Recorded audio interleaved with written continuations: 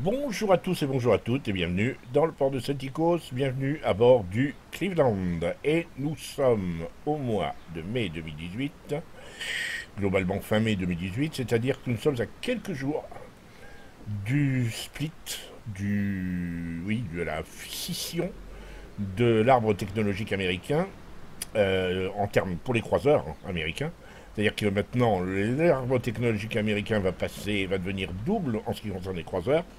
Nous sommes encore sur l'ancienne formule, et donc nous sommes en sort avec l'ancien Cleveland, le Cleveland de rang 6 de l'arbre technologique, celui qui est coincé entre l'Omaha et le Pensacola.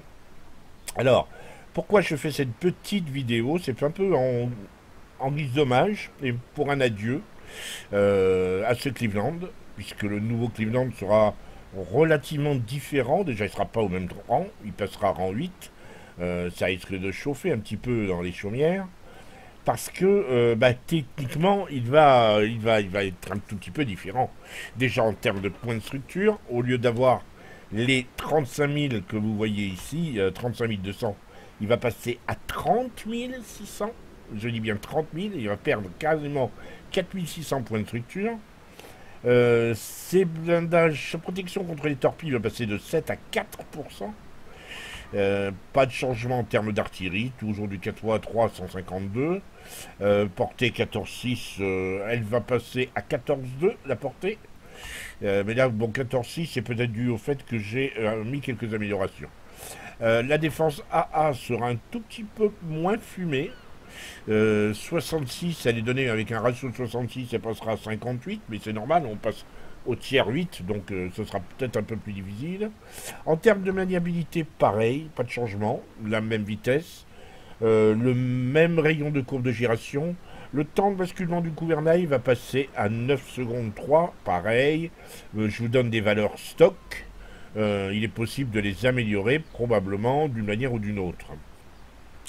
Reste la dissimulation. Moi, en termes de dissimulation, je suis ici en détectabilité 13.3. On peut obtenir, et ça c'est assez intéressant, on peut le descendre à 11,9 voire à 10 km. J'ai réussi sur le Tether Test, sur le Cleveland nouvelle formule, à descendre à 10 km en termes de dissimulation. Bon, après il faudra voir. Par contre, il va avoir la possibilité d'avoir l'anti-air, le sonar, le radar. Et il va y avoir des améliorations qui seront un peu plus nombreuses forcément. On passe d'un tier 6 à un tier 8. Voilà donc pour la présentation très rapide et très succincte de ce qui nous attend. Nous on est encore sur ce vieux Cleveland.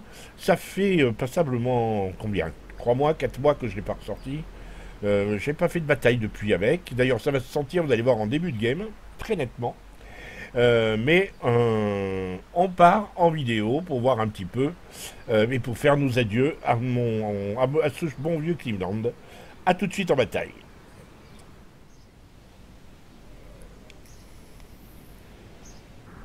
Et voilà. Alors c'est parti. Map, la carte c'est Détroit, en capture de base. Donc avec ce fameux partage de la flotte en deux. Moi je suis plutôt dans la partie défensive, ça me déplaît pas d'ailleurs d'être plutôt dans ce sens-là.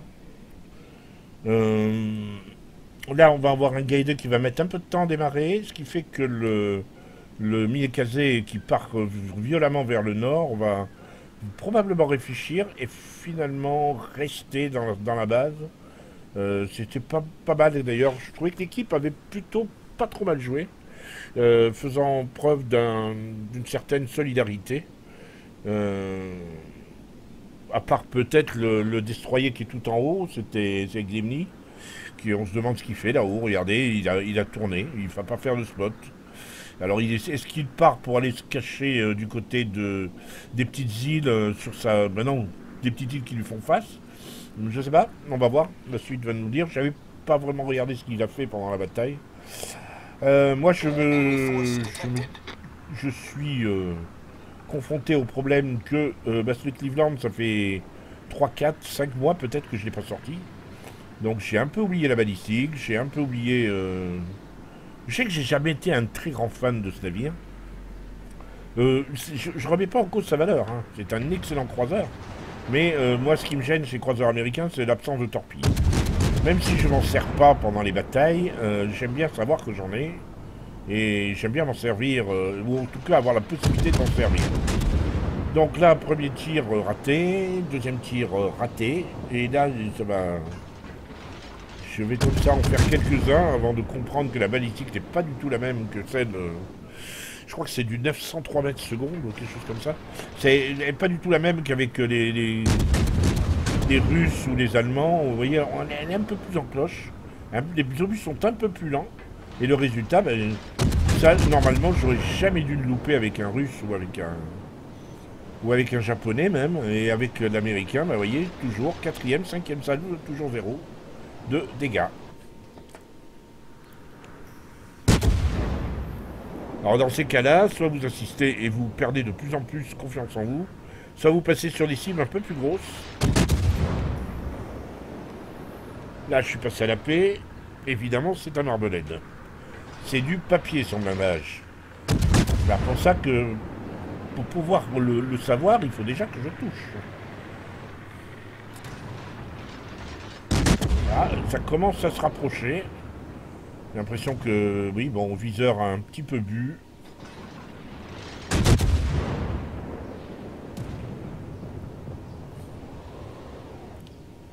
Donc là, je sens que j'approche. Vous voyez, c'est calamiteux. C'est une horreur. 7, 10 salles, je ne sais plus combien, je n'ai pas compté, mais c'est juste une calamité. Et enfin, je touche à Nicolas que je ne visais pas pour un moment. Je l'ai tiré dessus à l'arrache. Et ça y est, ça commence à rentrer. J'ai compris la balistique. Là, je suis en bord de map, mais c'est pas grave. Maintenant, on va pouvoir commencer le job. Pareil, je comprends pas très bien l'attitude du Marblehead, là. Qui m'a ignoré superbement. Ne tire pas dessus. Donc, double citadelle. Voilà. Les tourelles sont un peu lentes à tourner, mais bon, ça n'a rien à voir avec les Japonais. Oh, citadelle. Ça y est, c'est rentré. J'ai compris. J'ai le cerveau lent sur cette bataille. Le Marblehead qui me fonce droit dessus alors que je lui enlève des beefsteaks à n'en plus finir. Et comme j'ai pas envie qu'il me rush avec ses torpilles, le filou, donc j'ai fait demi-tour. J'ai intention de finaliser mon kill. Voilà. Quasiment enlever tous les points de vue du Marblehead. À moi tout seul. Bon là, un petit tir à la paix sur le Nicolas. Mais je suis tout de suite passé à la cheveux. Et voilà. Mais je ne tue pas. C'est le Guy 2 qui s'est réveillé entre temps. Qui a fini. Qui est là. On passe au Julio César. En fait, j'avais y passé, mais pas longtemps, parce que je vois les Guy 2 et que je suis toujours attentif à me servir, à jouer mon rôle de chasseur de DD quand je suis en croiseur. Pour moi, c'est la priorité. Hein. Allez, on n'a plus de Guy 2, plus de solution de tir, donc on passe sur le Julio à nouveau. On essaie de lui mettre un incendie, ce qui serait bien. Voilà, merci beaucoup. Mais Julio, ben, il fonce dans le tas et résultat, ben, terminé. Donc maintenant, je reviens vers le centre. Il est temps maintenant d'intercepter le Leander. Ils sont assez consternants en face. Hein. Ils attaquent les uns après les autres. Et ils rushent notre base, comme ça, voilà. Sans tenir compte des navires devant eux qui ont été coulés. C'est pas leur problème.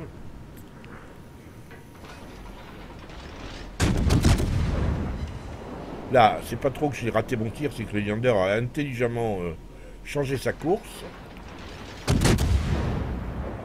Là, je me dis, il va se jeter sur la...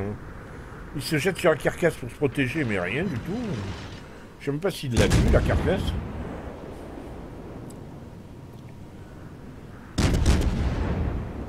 Boum. J'aimerais bien lui mettre une citadelle. Allez, une citadelle, s'il vous plaît.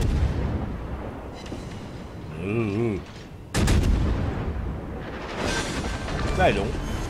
Mais au moins, je l'ai coulé. Allez, on fait demi-tour maintenant. Je cherche une cible. Je m'aperçois qu'on n'est plus très nombreux à défendre la base, mais ils sont encore moins nombreux à l'attaquer. Alors,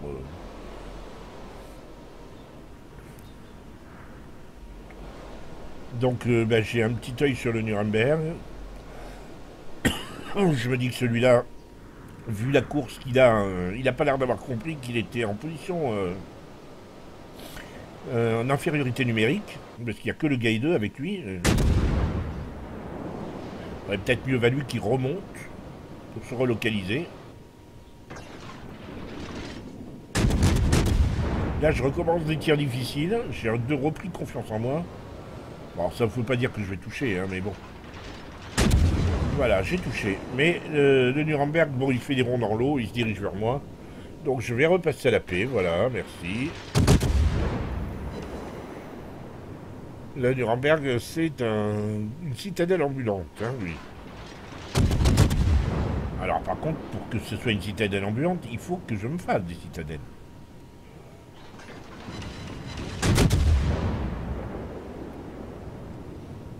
Mais il s'occupe pas de moi, lui non plus. Je sais pas ce que j'ai eu aujourd'hui. Donc Cleveland a, comment dirais-je, a été complètement ignoré. Ce qui est très désagréable à la longue.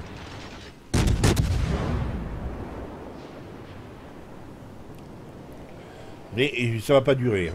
Il va commencer à s'énerver, le Nuremberg, il tire dessus. Donc il va réagir, voilà. Et comme il se doit, il est à la HE. Évidemment, je suis de face. Et il a tout intérêt à me tirer à la HE, bien sûr.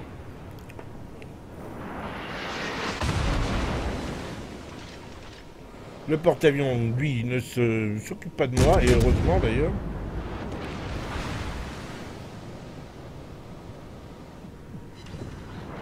Voilà, on continue sur le Nuremberg.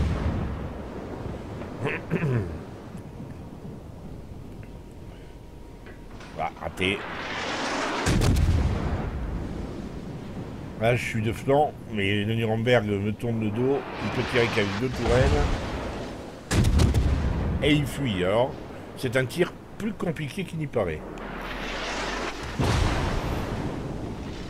J'ai un peu de chance, il n'arrive pas à me mettre des incendies. Là, je vais repasser à la paix parce que je vois qu'il passe de flanc. Et voilà, citadelle et boum, Nuremberg out. On en est au 3e kill. Donc je suis repéré. Donc je me dis, il y a peut-être un destroyer dans le coin. On va passer, on va mettre hydro.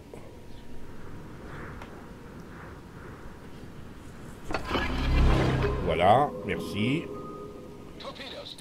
Voilà, les torpilles du Nuremberg, il n'y a pas de souci.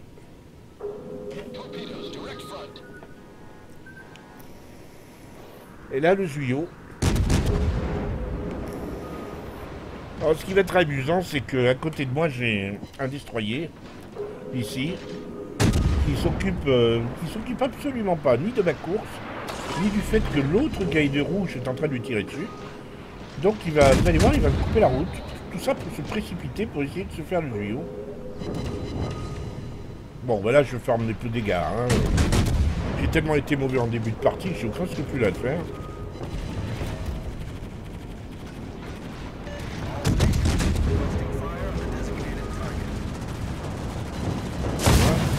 Quatre citadelles d'un coup sur le Guy 2 qui, en voulant me couper la route, a bien failli se faire jeter dans les torpilles ennemies. Il a eu beaucoup de chance. Et peu importe si je suis dessus depuis longtemps ou pas, il veut se faire le Zuyo. Au lieu d'aller chercher le Guy 2. Pas très roleplay tout ça. Voilà. Terminé. Et maintenant le Guy 2. On reprend son rôle de chasseur de 2D.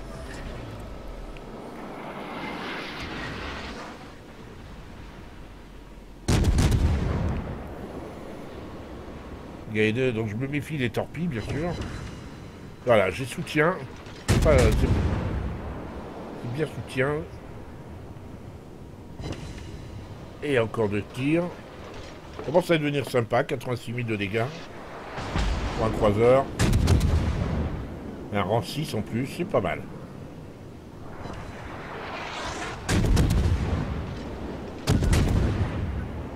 Les torpilles Guy 2. Et voilà, terminé. Et Kraken au passage. La partie maintenant n'a plus, n'a plus d'intérêt. Moi j'ai été déporté vraiment très très au sud. Donc le temps que je me localise, je vais pas voir grand monde. D'autant que le Texas il fait pas mal de bon boulot lui aussi. Même s'il a fait qu'un seul kill, il a fait pas mal de dégâts. Je le suivais d'un œil. Il a pas énormément bougé, mais il a été dans tous les coups. Et ça, c'est très agréable. Quand vous jouez avec 2-3 joueurs dans la même équipe qui ont cette grosse efficacité, ben voilà, quoi. Y a pas, vous vous sentez à l'aise. Vous voyez que j'ai pas énormément tanké, 257 000. Et je peux même pas arrondir au millier supérieur. C'est 257 068. Donc c'est, voilà, je vais arrondir au millier inférieur. Pour le reste, la bataille est finie, puisque le Normandie qui reste survivant, et il va être il est sous le feu de notre Zuyo, qui a fait aussi un bon boulot, et qui devrait essayer de finir à la torpille. Moi, j'ai la satisfaction du devoir accompli. Une bonne bataille en Cleveland.